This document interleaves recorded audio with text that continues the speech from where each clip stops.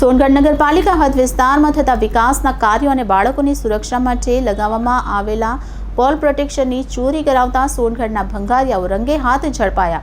છતાં સોનગઢ નગરપાલિકા કેમ પોલીસ કેસ નથી કરતી કે પછી ભંગારિયાઓ સાથે પાલિકા કર્મચારીઓનું setting.com એ તપાસનો વિષય. સોનગઢ નગરને ચારે તરફથી ભંગારિયાઓએ ઘેરી લીધો છે. સવાલ તો એ ઊભો થાય છે કે દર બીજા દિવસે ટેમ્પો અને ટ્રક ભરતા ભંગારિયાઓ આટલું બધું ભંગાર લાવે છે ક્યાંથી? અને જ્યારે તમે આ સવાલની ઊંડાઈમાં જશો ત્યારે તમને ખબર પડશે કે આ ભંગારિયાઓ માણસ રોકીને ચોરી કરાવે છે અને એ ચોરીનો માલ બીજા ત્રીજા દિવસે ભંગારની આડમાં વેચે છે.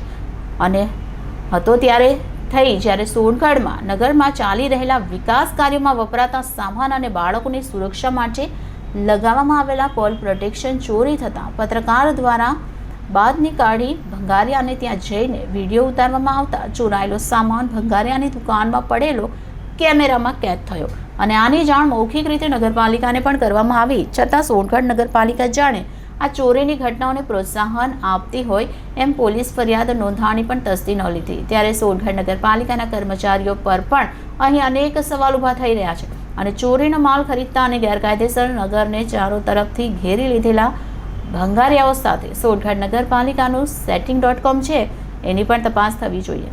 તાપી જિલ્લા કલેક્ટર, તાપી જિલ્લા પ્રાંત અધિકારી અને સોનગઢ નગરપાલિકાના ચીફ ઓફિસર આ દિશામાં સખત પગલાં લઈને બેફામપણે ચોરીનો માલ વેચતા આ ભંગારિયાઓને જગ્યા ખાલી કરાવી જેલના સળિયા પાછળ ધકેલે છે કે કેમ તે આવનાર દિવસોમાં જોવાનું રહ્યું.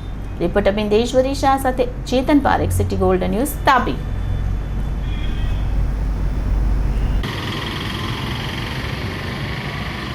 દિવસ દરમિયાન અહીં આ સેવા અપાઈ રહી છે, ખૂબ સરાહનીય છે નગરપાલિકા તરફથી. પણ રાત્રે 4 વાગ્યા પછી જો હોમગાર્ડ GRD પોતાની સેવા પછી ઘેરે જતા હોય પછી આ કામગીરી શરૂ થઈ જાય છે નગરમાં. 4 વાગ્યા પછી આ ખેલ શરૂ થાય છે. એ ખૂબ જ ગંભીર બાબત છે.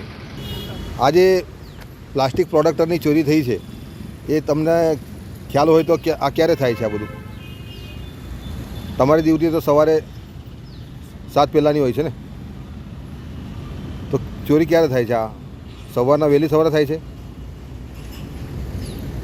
આ બાબતે તમારે કંઈ કહેવું છે? તમને કંઈ ખબર છે આ બાબતે? તમારી ડ્યુટી અહીંયા છે એના પહેલાં જ થયું હશે ને આ બધું?